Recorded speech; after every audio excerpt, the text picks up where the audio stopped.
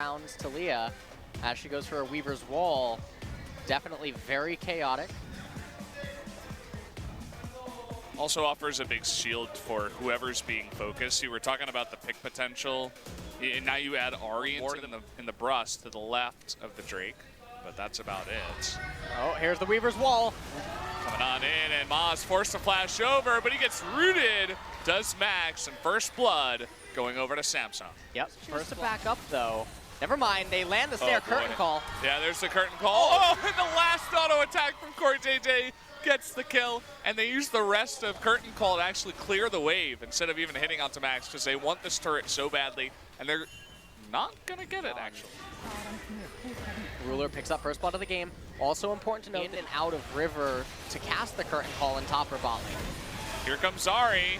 Needs to see something happen, but he's not going to land the charm. There goes the Nether Grasp onto Crown, but the Stand United coming in, and there's way too many members of Samsung here. Now can he land that curtain call? He does get to, and that's going to be enough. 2 members of MVP now go down. Does anyone else want to come in here? It looks like it's going to be blocked by the Weaver's Wall, but Samsung is going to come in anyway, dodging that stun with the wall, and double kill going over to Jin. That's a 3-for-0 now, going over to Samsung. That is such a funny interaction. Wall up again. I believe Stand United is too. Ed might just get locked up here. Yeah, looks like it. There's the Weaver's Wall coming on in. He does not take it because he doesn't need to. Going to take him down. There is the Nether Grasp, though, onto Ambition. Going to follow up with that kill. Here comes Ian looking for the assassination. Does land the charm. There's the Stand United. It's not enough. And Ian is finally going to get a kill on that Ahri. Yeah. Ian coming up, able to salvage. Yeah. Hey, don't get us wrong when we were talking about that fight. Samsung is still very far ahead. 4,000 gold for Samsung. And secure that lead. Oh, look at that! Coming on in, the Deadly Flourish. Can he land it? Oh, that last hit, and he does get it. Actually, Max on Malzahar kind of standing still. Rotation that we just talked about, because Gangplank will just shut it down. Yeah, throw it down, and oh boy, Orianna is able to get that. Kind of a botched smite there, and here we go. It is onto Crown down in the back as he does take some damage, but it looks like MVP is able to disengage. The question is, do you really get Infinity Edge right now? Oh boy, look at that. The knock up onto Ian. They are going to get the follow-up kill onto Shen, but Ad coming in from behind with that teleport is just going to be burned down. Maybe a bit of an opportunistic teleport there. Not enough damage. You know, he saw the ward, he saw the opportunity, and he's like, maybe I could be the hero. Here I come in from a little bit of damage down onto Maha. Okay. Yeah, here we go, coming on in. Ian trying to support Max here.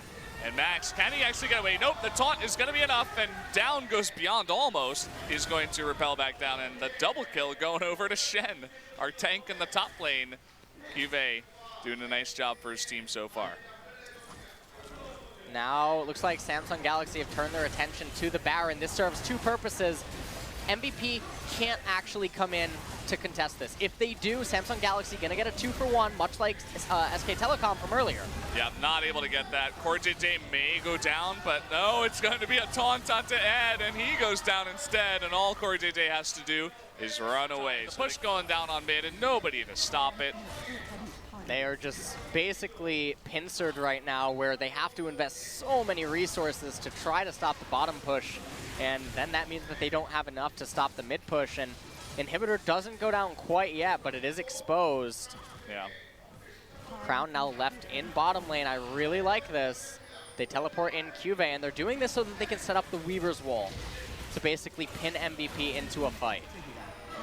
If they even need to. They get the Inhibitor. Now here comes the push down onto the bottom lane. Talk a lot about, you know, low ADC in 2017, but he's really doing the poking onto some of these turrets with his range. So if he's doing nothing else for his team, his curtain calls have been quite fantastic too. Ruler's had a very nice game so far, but he really helps with this. And this is exactly what you were talking about. Get them out of the way with the Weaver's Wall and push in onto the turret. Now they're going to be able to get the second inhibitor of the game. Curtain Call comes out just to add a lot of damage and make sure that Ambition, CoreJJ, and Crown can just get that inhibitor. And meanwhile, up in top lane, Cuvée is going uncontested. Yeah, they're just wiping the floor at this point. The Nether Grasp comes out. CoreJJ is going to live. as MVPs at bottom to begin pushing in, as well as the one at top. They do get the Nether Grasp onto Crown, but it's just not going to be enough. Even if he does go down, Ian gets wiped. There we go. Everybody on MVP is just going to get slaughtered. Ed is trying to make something work, but he will go down as well. And that is going to be game number 2 going over to Samsung, and they will take the 2-0 victory here against their match against MVP. Yep. Very, very clean and dominating second game number 2 from Samsung Galaxy. Ambition did really well this game. Much better than previous games where he's played for Samsung.